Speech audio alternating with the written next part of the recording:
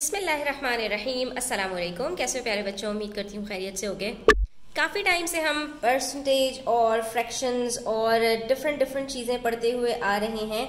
आज हम करने वाले हैं वर्ड प्रॉब्लम्स, लेकिन ये जो हम वर्ड प्रॉब्लम्स करेंगे पेज नंबर 209 परसेंटेज से रिलेटेड, तो इसके अंदर हम ये समझने की कोशिश करेंगे कि जब हमारे पास कोई वर्ड प्रॉब्लम आ जाए तो हमें उसको बगैर किसी गलती के किस तरह से सॉल्व करना है स्टूडेंट्स।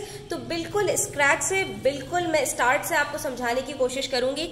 स्टेप बाय स्टेप चीज़ों को समझने की कोशिश कीजिएगा, बीच में से स्किप मत कीजिएगा, ताकि जब आप वर्ड प्रॉब्लम्स करने के लिए बैठें, क्वेश्चंस को सॉल्व करने के लिए बैठें, तो आपको कोई भी प्रॉब्लम इंशाल्लाह ना हो। तो स्टार्ट करते हैं, वीडियो एंड तक देखिएगा। अच्छी लगे तो प्लीज लाइक कीजिएगा, अपने फ्रेंड्स के साथ जरूर शेयर कीजिएगा और चैनल पर नए हैं तो सब्सक्राइब करते जाइएगा।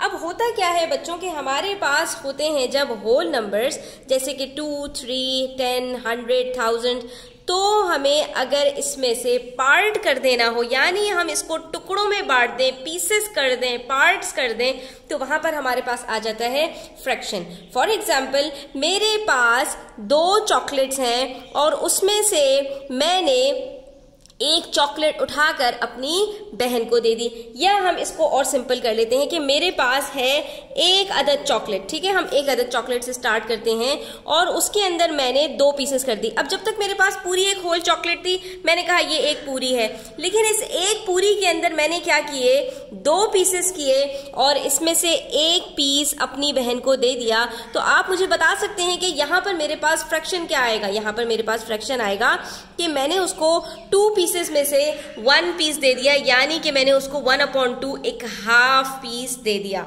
ठीक है।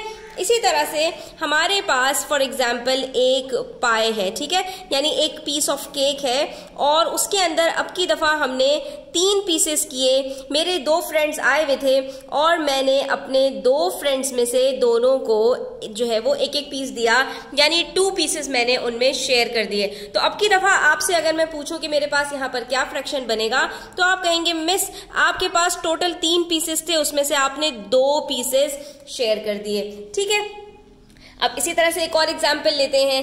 अब हुआ ये कि आपका एक हुआ टेस्ट और टेस्ट में आपकी मिस ने जो मार्क्स रखे वो टोटल मार्क्स थे 10 मार्क्स और उसमें से आपके 7 मार्क्स आ गए, ठीक है। तो अब आप देख रहे हैं स्टूडेंट्स, हर जगह पर हो क्या रहा है कि हमारे पास डिफरेंट टोटल मार्क्स हैं और उसके बाद जो ऑब्टेन्ड हमारे पास वैल्यू है वो डिफरेंट है, ठीक है। तो ऐसे में हमने क्या बना दिए, हमने फ्रैक्शंस बना दिए। कहीं पर हमारे पास 1/2 आया, कहीं पर 2/3 आया, कहीं पर 7/10 आया। ये सब चीजें हम पहले भी पढ़ चुके हैं। अब इसी चीज को एक्सप्रेस करने का एक और तरीका होता है और उसको हम कहते हैं परसेंटेज। और परसेंटेज का मतलब ये होता है कि ये जो आपके पास सब जगह पर टोटल अलग अलग आ रहा है, ये अगर आपका 100 बन जाए, यानी 2 को मैं 100 बना दूं, तो बताइए कि मेरा न्यूमरेटर कितना होगा। 3 को अगर मैं 100 बना दूं तो मेरा ये 2 कितना होगा। 10 को अगर मैं 100 बना दूं तो ये मेरा 7 कितना हो जाएगा। इसको हम कहते हैं परसेंटेज, ठीक है। सबसे पहली चीज आपको ये पता होनी चाहिए कि परसेंटेज कोई अलग से चीज नहीं आती, बल्कि हम फ्रैक्शन में से ही जो है वो परसेंटेज के अंदर रिफॉर्म कर देते हैं, ठीक है। अब जो नई चीज समझने की है वो ये है स्टूडेंट्स कि ये जो हमारे पास फ्रैक्शन होता है, ये हमारे पास होती है वैल्यू ऑफ समथिंग, ठीक है।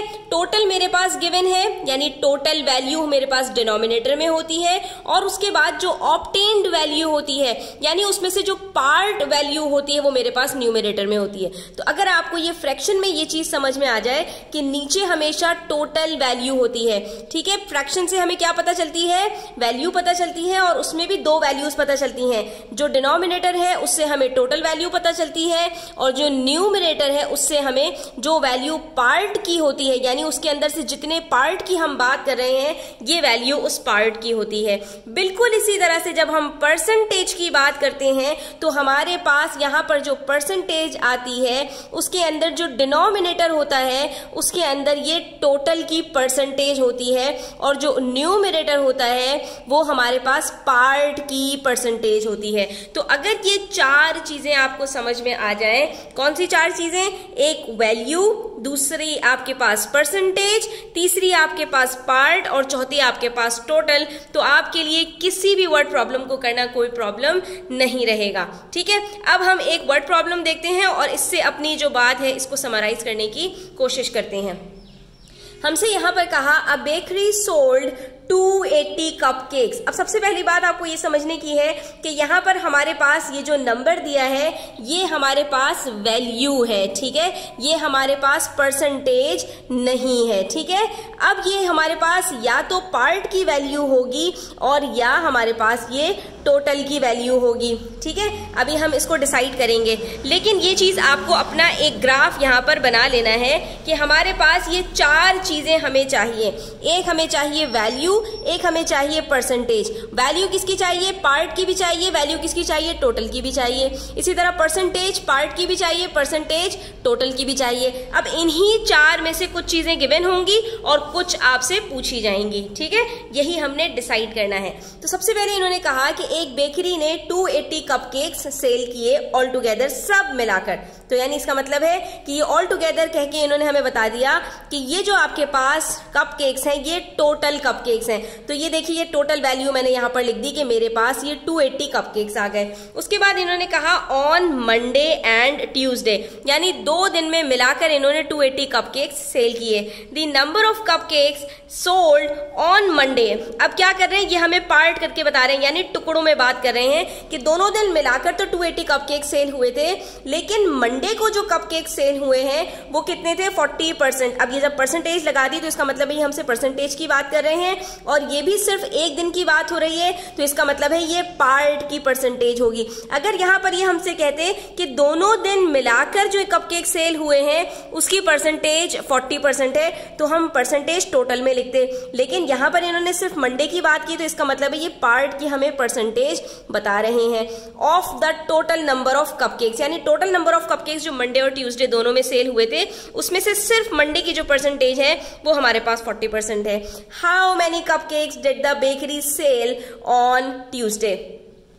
तो जो हमसे पूछ रहे हैं ट्यूसडे को कितने कपकेक्स सेल हुए हैं। कितने कपकेक्स का मतलब क्या है? हाउ मैनी के अंदर हमें वैल्यू निकालनी होती है, परसेंटेज नहीं निकालनी होती। तो अब हमने डिसाइड करना है कि हमारे पास ये जो पार्ट है और ये परसेंटेज है, इसमें से कौन सी चीज पूछी हुई है और इसमें से कौन सी चीज हमारे पास गिवन है स्टूडेंट्स। तो अगर आप यहाँ पर देखें कि इन्होंने हमसे पूछा हाउ मैनी कपकेक्स, कितने कपकेक्स, इसका मतलब है कि हमसे पूछ रहे हैं कि आप ये बताइए कि सिर्फ ट्यूसडे वाले दिन कितने कपकेक्स सेल हुए हैं। ठीक है, तो हमने क्या निकालनी है? पार्ट की वैल्यू निकालनी है। अब यहाँ पर एक चीज स्टूडेंट्स बड़े गौर से समझिएगा, ये जो हमने परसेंटेज निकाली थी ये हमारे पास परसेंटेज किसकी थी? मंडे की थी, यानी कि जो हमें परसेंटेज गिवन है वो मंडे की गिवन है। और पूछ कब के लिए रहे हैं? ये वैल्यू जो पूछ रहे हैं हमसे ये कब की पूछ रहे हैं? ट्यूसडे की वैल्यू पूछ रहे हैं, यानी ट्यूसडे की परसेंटेज कितनी है वो तो हमें पता ही नहीं, तो हम यहाँ पर ट्यूसडे की वैल्यू को 40% से नहीं निकाल सकते। ये आपको बस यहाँ पर असेस करना है, ये आपको समझना है। अब अगर मैं टोटल की बात करूं तो स्टूडेंट्स टोटल की परसेंटेज हमेशा 100% होती है। ठीक है, अब ये टोटल से हमारे पास 2 पार्ट्स हुए। 2 पार्ट्स कौन से? एक हुआ मंडे का, दूसरा हुआ ट्यूसडे का। मंडे की वैल्यू कितनी है? नहीं पता। परसेंटेज पता है? जी हाँ, परसेंटेज पता है। ट्यूसडे की वैल्यू कितनी है? नहीं पता। ट्यूसडे की परसेंटेज कितनी है? नहीं पता, लेकिन हमें पता चल सकती है क्योंकि हमें पता है टोटल हमारे पास जो परसेंटेज है वो 100% है। टोटल हमेशा 100% होती है, वो गिवन नहीं होगी आपके पास। उसमें से एक पार्ट की अगर परसेंटेज 40% है तो दूसरी आप खुद ब खुद निकाल सकते हैं। 100 में से आप 40 माइनस करेंगे तो आपके पास परसेंटेज निकल आएगी ट्यूसडे की, दैट इज 60%। और जब आपको ट्यूसडे की परसेंटेज पता चलेगी स्टूडेंट्स तो यहीं से आप इसकी वैल्यू कैलकुलेट करेंगे। लेकिन यहां पर समझने वाली बात यह है कि आपके पास यहां पर जो परसेंटेज की हमने बात की थी तो हमें टोटल की भी परसेंटेज पता चल गई और हमें ट्यूसडे की भी परसेंटेज पता चल गई। और ये हमने कहां से पता चलाई स्टूडेंट्स? ये हमने क्वेश्चन में से ही पता की है। ठीक है, इस क्वेश्चन को समझने से पहले एक चीज स्टूडेंट्स आपको यहाँ पर और एक्सप्लेन कर दूं कि जब हमारे पास किसी भी चीज में पार्ट्स होते हैं तो हमारे पास वहां पर होल एक होता है, पार्ट एक से ज्यादा होते हैं। फॉर एग्जाम्पल मेरे पास एक पिज्जा था, मैंने उसके अंदर 4 पीसेस किए और एक पीस मैंने अपने फ्रेंड को दे दिया, ठीक है। तो अगर मैं आपसे यहाँ पर पूछूं कि फ्रेंड के पास कितना फ्रैक्शन आया है तो आप क्या कहेंगे, 1/4। लेकिन अगर आपसे मैं ये पूछूं कि इसके अंदर बाकी कितने पीसेस बच गए तो आप क्या कहेंगे कि जो लेफ्ट ओवर पीसेस हैं इसके अंदर वो 3/4 हैं। तो हमेशा हमारे पास जब एक फ्रैक्शन बनता है तो उसके साथ साथ जो बाकी लेफ्ट ओवर होता है उसके साथ हमारे पास एक दूसरा फ्रैक्शन भी बनता है, यानी एक शेडेड पार्ट का फ्रैक्शन होता है और एक अनशेडेड पार्ट का फ्रैक्शन होता है। तो इसके अंदर जो हमारा टोटल होता है आपको याद होगा ये हमेशा सेम रहता है, तो इसकी परसेंटेज भी हमेशा सेम रहती है, यानी कि हमारे पास जो टोटल है वो हमेशा 100% होता है। अब इसी के अंदर हमारे पास जो पार्ट होता है उसकी परसेंटेज, अगर मैं आपसे ये कहूं 4 में से 1, अभी आप ये समझने के लिए ये देख लीजिए कि ये 25% है, तो बाकी जो लेफ्ट ओवर पार्ट है उसकी भी एक परसेंटेज निकलेगी। और वो कैसे निकलेगी कि अगर 100 में से मैं 25 माइनस कर दूं तो ये 75% बनेगा, यानी कि जो आपके पास जितने भी एक होल के पार्ट्स होते हैं उन सब की परसेंटेजेस को जब आप प्लस करेंगे तो वो हमेशा 100% बनती है। और वजह क्या है उसकी, क्योंकि ये 100% में से ही पार्ट्स होते हैं। बिल्कुल इसी तरह जैसे अगर आप एक फ्रैक्शन के जितने भी न्यूमरेटर्स हैं उन सबको आपस में प्लस करते हैं तो वो हमेशा टोटल के बराबर होती है। बिल्कुल इसी तरह से जब आप उसकी परसेंटेजेस को प्लस करते हैं तो वो हमेशा 100% के बराबर होनी चाहिए। अगर आपको ये चीज समझ में आ गई स्टूडेंट्स तो ये क्वेश्चन आपको बड़ी आसानी से समझ में आ जाएगा कि अगर टोटल कपकेक्स 280 सेल हुए हैं और उसमें से हमारे पास 40% मंडे को सेल हुए हैं तो आप खुद ब खुद बता सकते हैं कि बाकी क्योंकि सिर्फ ट्यूसडे को सेल हुए हैं, वेडनेसडे थर्सडे को और कुछ भी नहीं सेल हुए, तो ये कितने होंगे। ये तो हमें क्वेश्चन में गिवन था, लेकिन ये हम यहां पर निकाल सकते हैं कि ये हमारे पास 60% सेल हुए होंगे और ये हमने परसेंटेज में से ही परसेंटेज को माइनस करके निकाल लिया। दैट इज 100 माइनस 40 हमने कहा 60 होता है। इसका मतलब ये हुआ कि ट्यूसडे को जो उसके पास कप केक सेल हुए हैं वो 60% होंगे। तो इसका मतलब ये भी हुआ स्टूडेंट्स कि अगर 280 का मुझे 40% पता चल जाए तो मुझे मंडे के पता चल जाएंगे और उसमें से जब मैं माइनस करूंगी तो मुझे ट्यूसडे के खुद ब खुद पता चल जाएंगे, या फिर मैं डायरेक्ट 280 का 60% निकाल लूं तब भी मुझे पता चल जाएगा कि ट्यूसडे को कितने कपकेक्स सेल हुए। अब देखिए, या तो आप ये कीजिए कि इस 280 का 40% निकाल के पहले मंडे को जितने कपकेक सेल हुए हैं उसकी वैल्यू निकाल लीजिए, क्योंकि हमें मंडे की सिर्फ परसेंटेज पता है, वैल्यू नहीं पता। शुरू में हमने ये बात की थी कि जब भी हमें परसेंटेज निकालनी होती है तो हमारे पास एक तरफ वैल्यूज होती हैं जो हमारे पास टोटल होता है और पार्ट होता है, दूसरी तरफ उसी की परसेंटेजेस होती हैं, ठीक है। तो अगर मैं 280 को मल्टीप्लाई कर दूं 40% से तो मुझे पता चल जाएगा कि मंडे को कितने कपकेक्स सेल हुए हैं। और इसको मल्टीप्लाई करने का तरीका क्या है स्टूडेंट्स, 280 मल्टीप्लाई बाय 40/100, ठीक है। 40% का मतलब क्या है, अपॉन 100। अब यहां पर स्टूडेंट्स आपको बस एक चीज याद रखनी है कि जब हमें परसेंटेज पता हो, टोटल पता हो और पार्ट की वैल्यू निकालनी हो, यानी अगर मैं आपसे ये कहूं कि मुझे वैल्यू निकालनी है उस चीज की जिसकी मुझे परसेंटेज पता है, तो मुझे सिर्फ और सिर्फ ये करना होता है कि टोटल के साथ मल्टीप्लाई कर देना होता है परसेंटेज को, ठीक है।